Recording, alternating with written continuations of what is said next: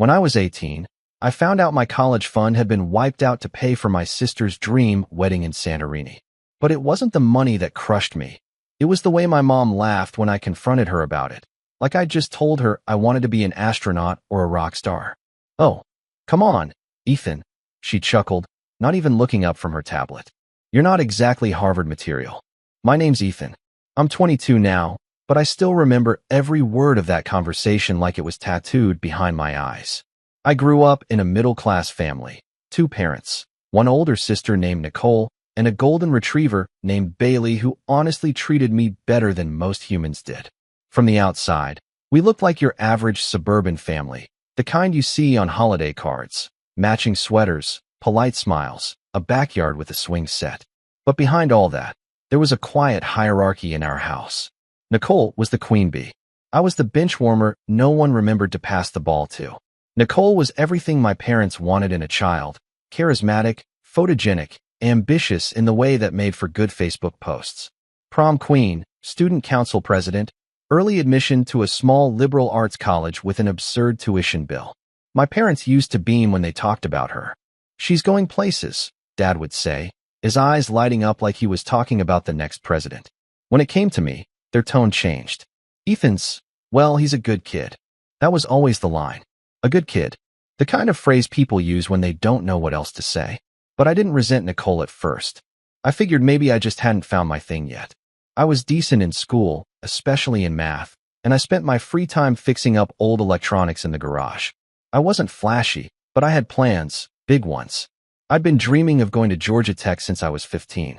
I spent 2 years researching programs, building my GPA, applying for scholarships. I'd even gotten accepted into a pre-college summer program that year and had a whole spreadsheet tracking deadlines, tuition costs, and dorm essentials. I was ready, or I thought I was. The thing is, my parents had always promised us both college savings. Not massive trust funds or anything, but they made it clear from the time we were kids, if we got into a good school, they'd help us get there. I didn't question it. Every birthday card from Grandma came with a $50 check marked for the college fund. My part-time jobs through high school, every paycheck I saved went into that same account. I believed in that account. It wasn't just money, it was my future. So when Nicole got engaged right after graduating college, yes, fresh out, no job yet, no real-world experience, and announced she wanted a destination wedding because it's a once-in-a-lifetime thing, I didn't think much of it. Sure, it sounded expensive. Sure, Mom was suddenly spending hours scrolling through wedding Pinterest boards. But I figured they had savings. Or maybe Nicole's fiancé, Jason, had wealthy parents. He looked like the type, tall, polished, always wore loafers without socks. I didn't realize what had really happened until a week before my high school graduation. It was supposed to be a big day. I'd just gotten my acceptance letter from Georgia Tech and was floating on a cloud. I walked into the kitchen waving the envelope like a trophy. Dad was reading the paper. Mom was mixing something in a bowl. Nicole was on speakerphone with someone, probably her wedding planner. I said it out loud, beaming. I got in. Full acceptance. No one looked up. I remember clearing my throat and saying it again, a little louder. Nicole rolled her eyes. "Ethan, can you keep it down? I'm on a call about the welcome brunch in Mykonos." "Mykonos?" I blinked. "I thought your wedding was in Santorini?" She shrugged like it didn't matter. "We're doing both. It's all part of the experience." I laughed, awkward, confused. "Wait, what? That sounds insane. Isn't that crazy expensive?" Nicole smiled like a cat with cream. "Oh, it's taken care of." That's when I turned to my mom, who finally stopped stirring the batter. "Wait, what does that mean? You guys didn't use my college savings for this, right?" Dad rustled the paper. Mom looked at me with that placating tone she used whenever she didn't want to explain herself. "We had to move some things around, sweetheart," she said lightly. "Nicole's wedding is a once-in-a-lifetime event." I just stood there, frozen. "You mean my college fund?" "You can always take out loans," Mom said, like she was talking about borrowing sugar from a neighbor. "Plenty of kids do. But I've been saving for that since I was 13. Mom shrugged. "And now you're helping your sister start her life. That's what family does." Then she laughed. That dry, dismissive laugh. "Besides, you're not exactly Harvard material." I didn't say anything after that. I just walked out of the room, climbed the stairs, and sat in my room staring at the acceptance letter I'd once been so proud of. I don't remember how long I sat there. Hours, maybe. Bailey patted in at one point and put his head on my knee, like he knew. That night, I lay awake replaying every birthday, every job shift, every weekend I'd skipped hanging out with friends because I was saving for something that apparently didn't belong to me anymore. My parents didn't even act like it was a betrayal. They acted like it was obvious. Like Nicole's dream wedding mattered more than anything I'd ever wanted. I didn't go to my graduation dinner. Nicole texted me a selfie from a bridal boutique with 3 dress options and wrote, "Which one makes me look like a goddess?" I never responded. The worst part wasn't even the theft of it all. It was the casual cruelty. The way they dismissed me, like I was just the spare. After that, everything changed. I stopped trusting them. I stopped believing in family-first nonsense. I stopped hoping for their approval. But I didn't give up. I took out the loans. I applied for every scholarship I could find. I sold my vintage game collection online. I worked 3 jobs through freshman year, tutoring math, fixing computers, even doing part-time delivery driving at night. I didn't tell them anything. They didn't ask. Nicole's wedding was a week before my first day of classes. I didn't go. Instead, I moved into my dorm with a single duffel bag and a secondhand laptop, and I promised myself something. I would never let them take anything from me again. But what I didn't expect, what blindsided me completely, was that 4 years later, after everything they'd done, they'd come back, not with an apology, but with a favor. That's when everything started to unravel. And that's when I realized they hadn't changed. They never would. And this time, I wasn't just going to walk away. I was going to make them wish they'd never underestimated me. It had been almost 4 years since I last spoke to my parents beyond the occasional dry happy birthday text or stiff Christmas message. And honestly, life was better that way. Peaceful. Focused. I had my head down, building something real, one step at a time. No one to pull me off track with drama or guilt trips. I graduated debt-heavy but determined. I landed a decent tech support job straight out of college. Nothing fancy, but it gave me just enough breathing room to start freelancing on the side, fixing systems, doing back-end dev work, troubleshooting software for small businesses. Within a year, I had a modest client list, a refurbished home office, and my first taste of independence that felt truly earned. Not gifted, not inherited. Mine. Nicole, meanwhile, was all over social media. Jason and I made it to Florence, one post said, paired with an airbrushed photo of her sipping wine in a flowy sundress. Self-care week in Bali, said another. The captions never changed, either honeymooning, redecorating, or finding herself. What she never posted about, though, was a job, because she didn't have one. Not really. She tried a lifestyle blog, a YouTube channel, and even launched a short-lived boutique jewelry brand that folded after 6 months. Jason, from what I could tell, worked in consulting, which I'm convinced was code for my parents' pockets. I kept my distance, not out of spite, but because every time I peeked into their world, even just a scroll through Instagram, I felt that old, hollow weight creeping in again. That feeling of being the afterthought. Then one afternoon, while I was eating leftover pasta at my desk between client calls, my phone lit up. It was my mom. I stared at the screen for a few seconds. I hadn't heard her voice in nearly 2 years. I let it ring out. A few minutes later, a text came through.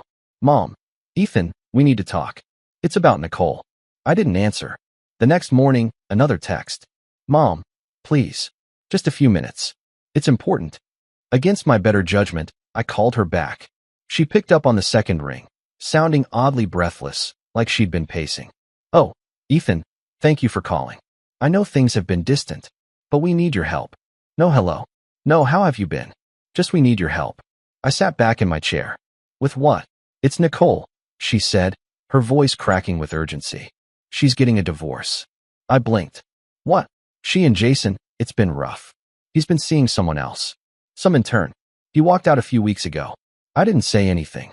"We didn't want to tell you until it was official," she went on. "But she's devastated. The house is in his name. The accounts are frozen. She has nothing. No income. No assets. She's in pieces, Ethan. Pieces." A pause. "And the lawyer fees, they're astronomical. You know how these things are." I still said nothing. She pushed on. "We were hoping, praying, really, that maybe you could help. Just for now. Alone. Nicole's your sister. She needs us." I let the silence stretch. Every nerve in my body was on edge, tight like a bowstring. I could feel something boiling under my skin, but I wasn't sure if it was rage or disbelief. You want me, I said slowly, to pay for Nicole's divorce. Well, not all of it, she stammered. But maybe just help cover the retainer. She needs representation. Jason has a team of lawyers. I had to laugh. I couldn't help it. A sharp, bitter sound. Mom, for years ago you used my college savings so she could throw rose petals in the Aegean Sea. Now you want me to bail her out. That's not fair, Ethan. No, I snapped. You drained the one thing I had to build a future for her wedding. Then you told me to take out loans because I wasn't Harvard material. Now you're asking me to cover her legal bills. She hesitated. People make mistakes. We didn't know things would turn out like this. You didn't care how they'd turn out, I said. You gambled with my future, and now that she's screwed up hers, you want me to fix it. Her voice hardened. We're still your family. Are you? That ended the call. I thought that would be the end of it. I thought she'd go back to pretending I didn't exist, like she had for years. But I underestimated how desperate they were. 3 days later, Nicole showed up at my apartment. I opened the door, and there she was. Same glossy hair, same forced smile energy, but this time wearing oversized sunglasses and carrying a purse that probably cost more than my rent. She didn't even say hi, just swept past me like she owned the place and made herself at home on the couch. I know what Mom said, and I just want to be honest with you, she began. This isn't just about me. This is about showing Jason that I have support, that I have people in my corner. I closed the door and leaned against it. You didn't have people in your corner when you emptied my college account. She waved a manicured hand. Oh, come on. That was years ago. Are you still holding on to that? Yes, I said plainly. She sighed. Look, Ethan, I know we've had our differences, but this divorce is serious. I'm going to lose everything. The apartment, the car, even Bailey. I frowned. Bailey? Our Bailey. She nodded. Jason took him. Said he needed emotional support. Can you believe that? I wanted to scream. Bailey had been my dog. I was the one who begged for him on my 10th birthday. But when I left for college, they decided he'd be Nicole's dog because she was around more. Now Jason had him. I clenched my jaw. That sucks. But that doesn't mean I'm going to fund your legal team. Her voice sharpened. So what? You're just going to watch your sister go down in flames. No, I'm going to watch you learn what it feels like to clean up your own mess. She stood up then, face flushed. Wow. So all that talk about rising above, being the bigger person, that was just noise. I looked her in the eye. No, that's why I'm not slamming the door in your face. That's also why I am going to ask you to leave. Her jaw dropped. You're seriously kicking me out? I have a call in 5 minutes, I said, walking over to open the door. She stared at me like she didn't recognize who I was. Good, because I wasn't the same kid who used to patch her Wi-Fi or walk her dog while she went shopping. I wasn't the quiet little brother who stayed home while she flew to islands and posted selfies with hashtags like #blessed.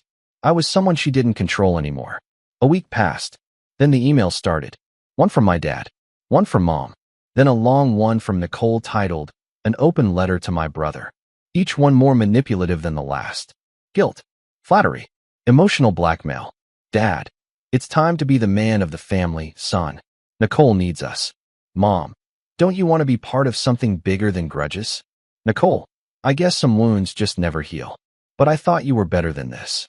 They even CC'd my aunt and uncle on one of them, trying to build a chorus of guilt. But the worst came 2 weeks later. I was getting coffee near my building when my phone buzzed. A number I didn't recognize. I picked up, distracted. Hello, Ethan? This is Amanda. I'm Nicole's lawyer. I froze. Why are you calling me? I understand there's been some disagreement about financial assistance, she said smoothly. Nicole listed you as a potential lender on her application, and we'd like to confirm whether you're contributing toward her retainer. I'm sorry, what? She indicated you had agreed to help. We just need a verbal confirmation. My heart pounded in my ears. That's a lie. Oh, the woman said, clearly caught off guard. Apologies. I'll update the record. I hung up. Then I stared at the screen. She hadn't just asked for help. She'd pretended I gave it. She was trying to manipulate the legal system, using my name to secure representation she couldn't afford. That was the moment something inside me snapped. It wasn't just the money anymore. It wasn't about college or weddings or dogs. It was about principle, about truth, about finally standing up for myself and drawing a line that couldn't be erased with fake tears or family guilt. I went home. I opened my laptop, and I started planning. I didn't sleep that night. Even after the call ended with Nicole's lawyer, I kept replaying it in my head. Her voice, cool, professional, utterly unaware of the wrecking ball she'd just swung through my already fragile ties to that family. What struck me the most was how calculated it was. This wasn't a last-minute plea or emotional cry for help. Nicole had planned to use my name. She had handed it over to her lawyer as leverage, like it was just another resource in her endless list of fallback options. I paced around my apartment until dawn, the same questions circling over and over in my head like a wasp trapped in a jar. How many times was I going to let them do this to me? It wasn't just about money. It never was. It was about being used, overlooked, taken for granted. My whole life, I'd been the one quietly picking up the slack, walking the dog when Nicole forgot, fixing the Wi-Fi at 2 a.m. when she had a Zoom interview, covering her coffee tab when she left her card at home. And every time, I told myself it was just a phase, that one day, they'd see me differently. But they never did. That week broke something in me, but not in the way they probably expected. I didn't spiral. I didn't rage. I didn't even send a reply. Instead, I shut everything down.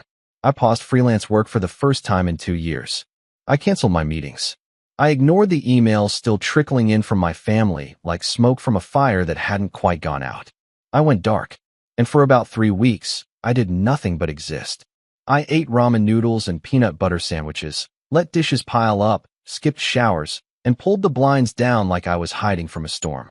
Because emotionally, I didn't want to talk to anyone. I didn't want to explain. I didn't want to tell my friends why I looked like I hadn't slept in days or why I flinched when someone mentioned their parents. I had no one to talk to about it. Not really. My friends had good families. Or at least, ones that acted good. Ones that remembered birthdays and sent postcards and didn't use their college funds to pay for catered shrimp towers in the Greek islands. I hit my version of rock bottom one night at 2 a.m., sitting on the floor of my apartment, half drunk on cold coffee and eating dry cereal from the box. I'd just gotten an automated email reminder that my loan payment was due soon. The same loans I never should have had. The ones that existed because my own parents bet against my future. And right then, something inside me shifted. Not anger. Not bitterness. Resolve. I looked around my dim, messy apartment and thought, I'm done. Not with life. With them. I was done giving them space in my head. Done letting their decisions define my self-worth. Done carrying the guilt of not being their ideal son. So I stood up. I cleaned the entire apartment from top to bottom that night. Scrubbed the sink. Vacuumed. Did laundry. Organized my files. When I finally collapsed into bed, it was almost sunrise, but for the first time in weeks, I slept. And when I woke up, I got to work. Not just work, but the work. The kind that changes your life when no one's watching. I started with the one thing I could control, my business. I reopened my freelance portal and redesigned my personal website. I rewrote every service description to sound sharper, bolder, more professional. I revamped my LinkedIn. I reached out to former clients with follow-ups, asking for testimonials and referrals. I created a PDF services deck and started pitching small startups I admired. Within 2 weeks, I had 3 new clients. Then 5. I began tracking everything: hours worked, profit margins, customer retention. I joined a few online forums and communities for freelance developers, started posting tips, sharing experiences, giving advice. People noticed. My inbox started getting inquiries without me even having to pitch. One of my posts on a developer subreddit went mildly viral.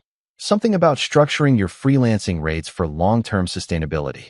That post landed me a connection with a small business incubator in Atlanta, and before I knew it, I was handling back-end work for 5 early-stage startups, one of which was quietly gaining traction in the fintech space. The funny thing?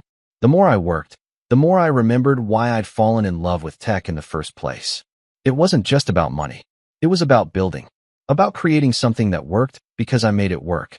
Unlike my family, code made sense. Inputs led to outputs. Logic mattered. There were no passive-aggressive comments or shifting loyalties. Just clean function and results. By month 3, I'd paid off one of my loans in full. By month 4, I'd saved enough to finally upgrade from the beat-up secondhand laptop that had gotten me through college. I bought a sleek new machine, fast, powerful mine.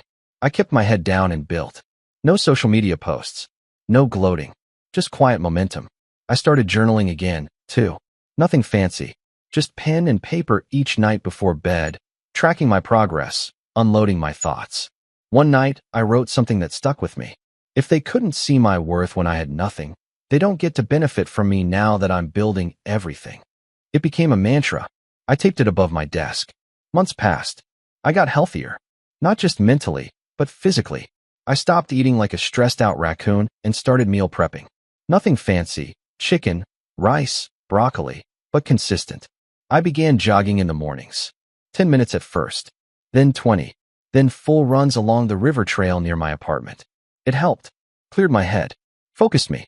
Around this time, I also reconnected with an old friend from college, Jared, who had started a small web dev company and was looking to bring someone in part-time. We grabbed coffee, talked shop, and clicked instantly. I took the role, and suddenly I had both a stable income and freelance clients on the side. Dual streams. More growth. Jared and I eventually partnered on a few projects that did well, one of which we ended up pitching to a local angel investor network. They didn't bite the first time, but one of the panelists remembered us. 3 months later, he reached out personally and asked if I'd be interested in helping with the back end on a new startup he was funding. And just like that, I was in. By the time I turned 23, I wasn't just surviving anymore. I was thriving. I'd built a full-time income, paid off most of my student debt, and launched a SaaS project with a modest but growing user base. I had my own LLC, a clean credit score, a small but respectable emergency fund. I wasn't rich. Not yet. But I was free. Free from the narrative they'd written for me. Free from the idea that I was second tier, less than, disposable. I'd built my own future. And that should have been the end of it. Should have been the happy ending. The look at me now glow up. The full circle moment. But life has a funny way of circling back when you least expect it. Because just when I thought I was finally out of their orbit, Nicole came back. Again. But this time, she didn't come with tears or lawyers. This time, she came with receipts. And what she revealed, it changed everything. It started with a knock. Not a phone call. Not a text. An actual knock at my apartment door. 3 sharp raps just past 10 p.m. I was debugging a script when it happened, completely in the zone. So when the sound jolted me out of my focus, I instinctively glanced at my Nest feed first. The moment I saw the familiar outline, arms folded, head tilted slightly like she was already annoyed, I knew it was Nicole. For a second, I thought about pretending I wasn't home. But curiosity won out. I opened the door. She looked tired. Not in a long day kind of way, but in that stretched thin, makeup can't hide it way. Her hair was still sleek, but her eyes looked sunken, and the shine she always carried, the self-importance, the performative elegance, was dulled. She didn't say anything at first, just stood there with a manila folder clutched tightly in her hands, like she didn't trust herself to speak. "Ethan," she finally said, voice low, "I need to show you something." I didn't move. "Last time you showed me something, it involved lying to your lawyer and listing me as your financial sponsor." "I know," she said, looking down. "And I was wrong. That's not what this is." Against my better judgment, I stepped aside and let her in. She sat on the couch like she'd done 100 times before, but this time there was no air of entitlement. No smug smile. Just exhaustion. "I'm not here to ask for money," she said, placing the folder on the coffee table. "I'm here because I found out something about Mom and Dad. Something I think you deserve to know." I raised an eyebrow. "Go on." She opened the folder and pulled out a series of papers. Some were bank statements. Others looked like notarized letters. At the top of the stack was a printout from our parents' joint account, one I recognized because I used to deposit birthday checks into it when I was a teenager. Nicole handed it to me.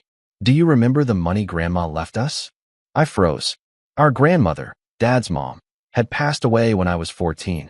A stern, no-nonsense woman who never had much to say, but always sent birthday cards with crisp bills tucked inside. She wasn't warm, exactly, but she was consistent. Dependable. I remembered her funeral. I remembered Dad getting oddly emotional, not just from grief, but something heavier, something more complicated. "She left us each a trust," Nicole continued. "Separate ones. Yours was $50,000. Mine was $50,000. The terms were the same. Locked until age 18, to be used for education or housing. I blinked. What? I didn't know until last week, she said. When I was going over some financial records with my divorce attorney, she found a weird transfer from my trust account to mom and dad's joint savings. I started digging. I stared at the document in my hand. There it was, plain as day. A withdrawal from a custodial account titled in my name, transferred directly into an account held by our parents. The date? 3 weeks before Nicole's wedding. My stomach turned. They used your inheritance, she said, almost whispering. Not just your college fund. Your inheritance. They closed the trust early and liquidated it. That's not even legal, I muttered, flipping to the next page. They falsified an educational waiver, she said. Said it was going toward your college tuition. Then they rerouted it. The paper trail's shaky, but my lawyer said with enough digging, it's provable. I sat back, letting the weight of it all crash over me. They hadn't just made a bad decision. They'd committed fraud. Against their own son. Against me. Why are you showing me this? I finally asked. Why now? Nicole hesitated, then said something I never expected to hear from her. Because I owe you. And because I think I finally understand what they did to you. She looked ashamed. Not performatively. Genuinely. When Jason left, they didn't help, she said. Not really. They offered a guest room and some tough love. That's it. I begged for help with legal fees. Mom said, well, you chose that man. She gave a short, bitter laugh. The same people who moved heaven and earth for my wedding wouldn't spare a dime for my divorce. I thought I was the golden child, she continued. Turns out I was just the useful one. The one they could parade around. The one who looked good on paper. And when I wasn't useful anymore. She trailed off. I didn't say anything. Not out of spite, but because I needed to absorb this version of Nicole. This quieter, cracked version who finally saw the machine from the outside. I'd waited years for her to get it.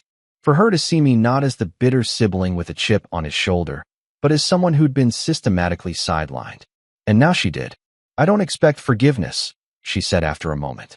But I figured if you wanted to do something about it, you deserved to have the tools. She stood up, left the folder on the table, and walked to the door. Just before she stepped out, she turned and said, they underestimated you, Ethan. I did too. But I think they're about to learn what a mistake that was. She left. And that's when it hit me. I'd spent so long building my life away from them, distancing myself, proving I didn't need them, that I'd never once considered turning around and facing them head on. Not with resentment. Not with yelling or Facebook posts or Thanksgiving speeches. With power. Real, undeniable, legal, financial power. And now, I had it. I spent the next 3 days diving into the folder, cross-referencing every document, highlighting key transfers, making copies and backups of backups. I uploaded everything to a secure drive and shared access with an attorney friend of mine, Monica, who had once helped me with a freelance contract dispute. She took one look at the trust records and said, oh yeah, this is a mess. You've got grounds. Civil? I asked. Absolutely. And if you want to go nuclear? There's a fraud angle too. But that gets ugly. I thought about it for a long time. Then I said, I don't want to destroy them.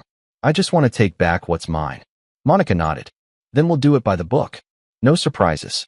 Over the next few weeks, I built my case. Quietly. Strategically. Nicole provided more documents. Monica helped draft a formal demand letter. We uncovered other misuses of funds, small ones, maybe, but enough to show a pattern.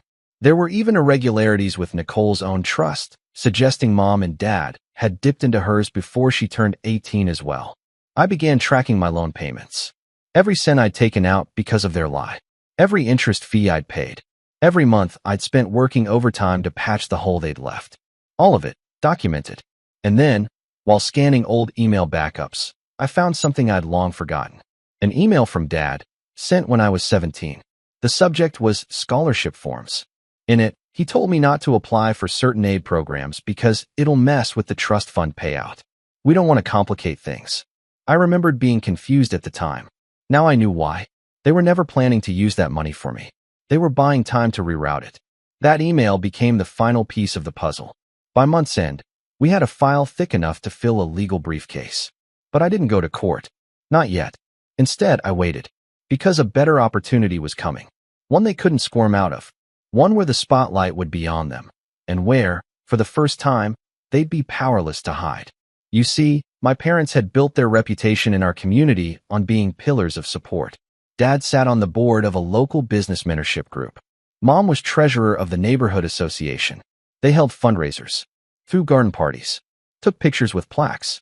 And next month, they were being honored at a local gala for outstanding family contributions. The irony nearly knocked me off my chair. I RSVP'd anonymously.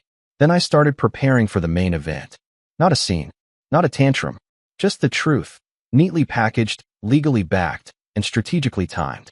They'd taught me everything I needed to know about appearances. Now I was going to show them what happened when the curtain fell. And this time, I wasn't backing down. The night of the gala arrived like a thunderstorm disguised in sunshine. It was one of those early summer evenings that started warm and easy, but held a charge beneath it, like something was waiting to break. I wore a navy blue blazer, not because I wanted to impress anyone, but because I knew how my parents would read it. Success, stability, professionalism. I wanted to look like the son they never thought I'd become, the one they pushed aside, the one they bet against. The event was hosted at a country club just outside the city, a sprawling, manicured place with white columns and a chandelier in the lobby that looked like it cost more than my apartment. I arrived early and took my seat at one of the rear tables, positioned perfectly to observe but remain unnoticed for now. The evening opened with a cocktail hour, full of fake laughter and too tight handshakes. I spotted my parents near the center of it all, dressed to the nines. Dad in a gray tailored suit, Mom in a crimson dress that shimmered under the lights. They looked every bit the respected community couple, smiling, toasting, posing for pictures with a backdrop that read, "Honoring those who give back." Nicole wasn't there. We'd agreed on that. She didn't want to be seen, not yet, but she'd helped me prepare every piece of what was coming. After an hour, the guests were ushered into the banquet hall. Round tables, polished silverware, white tablecloths, floral centerpieces. It was elegant, tasteful, and hollow. A few speakers took the stage. Some award for local entrepreneurs, another for a charity initiative. Then came the main segment, the one labeled on the program as the Legacy Award, celebrating a lifetime of community dedication. That's when they introduced my parents. There was a short video montage, pictures of them over the years, volunteering, mentoring, smiling beside ribbon cuttings and award plaques. The narrator praised them for their financial generosity, for setting an example of family leadership and selflessness. I couldn't help but scoff. Then they walked on stage to a round of polite applause. Mom beamed. Dad gave his trademark modest wave. They looked like royalty, untouchable, until the envelope arrived. The MC handed Dad the mic and stepped back. My father cleared his throat and began with a joke, something about being more comfortable in a workshop than on a stage. The crowd chuckled. And then, right on cue, one of the event staff walked up the stairs. She was young, maybe early 20s, dressed in black slacks and a white collared shirt. She held a cream-colored envelope with both hands and whispered something to the MC. I watched as confusion flickered across his face. Then a pause. Then he leaned into the mic and said, "Apologies for the interruption, folks. We've just received a document related to tonight's honorees. It appears to be from their son." A ripple of murmurs swept the room. My father's smile twitched. My mother blinked hard. I stood up from my table and made my way toward the stage. Slowly, calmly, people turned to look. Whispers followed me like a shadow. The MC hesitated, unsure what to do, but I gave him a nod as I stepped beside him. "May I?" He handed me the mic. I turned to face the crowd, and for a moment, I saw them, not just my parents, but the entire room. Donors, executives, neighbors, friends, all people who'd been fed the same narrative for years. The benevolent couple, the generous parents, the pillars of the community. I took a breath. "My name is Ethan," I said. "Some of you know me. Most of you probably don't. I'm the son of tonight's honorees." I looked at my parents. Mom's lips were tight. Dad's jaw was clenched. "And I'm here because I believe the truth matters." I held up the envelope, then carefully pulled out a set of documents and passed copies to the MC. Inside these pages, you'll find proof that the people being celebrated tonight used their son's college fund and inheritance, not to support his education, but to fund a wedding in Santorini and a luxury vacation package. A wave of gasps swept the room. "They falsified documents," I continued, voice steady. claimed the money was being used for tuition so they could withdraw it early, then rerouted it into a personal account and spent it. When I confronted them, I was told I wasn't Harvard material and to take out loans instead. More murmurs. Chairs shifting. I did take out those loans. I worked 3 jobs to survive college. I built my career from scratch while they continued posting beach photos with hashtags like #blessed. I paused. They did this while being praised for their generosity, while holding up a public image that doesn't match the private damage they've caused. I turned back to the crowd. And I'm not here for vengeance. I'm here for honesty. Because I think if we're going to honor people for being selfless and moral, we should know who they really are. I handed the mic back to the stunned MC, turned, and walked off the stage. Behind me, the silence cracked into a storm. People were whispering, pointing, exchanging glances. My parents remained frozen in place. I didn't stick around. I walked straight out of the banquet hall and into the warm night air, where Nicole was waiting in a car parked across the street. She rolled down the window and gave me a look. You did it. I nodded. They can't spin it now. Not with those documents. She looked down. They're going to hate us. Probably, I said. But they already chose their version of us a long time ago. She unlocked the door. Want a ride? I slid into the passenger seat and stared straight ahead. 2 days later, news of the gala incident made the local business journal. Not front page, but big enough. The community board released a polite statement about reassessing the criteria for honorees. Dad was quietly removed from the mentorship group. Mom stepped down as treasurer to focus on personal matters. The fallout was clean. No police. No lawsuits. But their names? Tarnished. Their reputation? Shaken. Their ability to pretend? Gone. They tried to call me once after that. Just once. I didn't answer. They left a voicemail that started with, "Ethan, we need to talk," and ended with, "This is a misunderstanding," but I deleted it before it finished. Nicole kept her distance too. She moved to a new apartment, got a job working part-time for a nonprofit, and started seeing a therapist. We weren't best friends overnight, but the air between us was different now. Lighter. More honest. I never got the money back, but I got something better. I got closure. And I got to look in the mirror every morning knowing I didn't just survive them. I outgrew them. In the end, the boy they wrote off as not Harvard material became the man who rewrote their legacy. And I did it without their permission. They tried to bury me, but they didn't realize I was the foundation.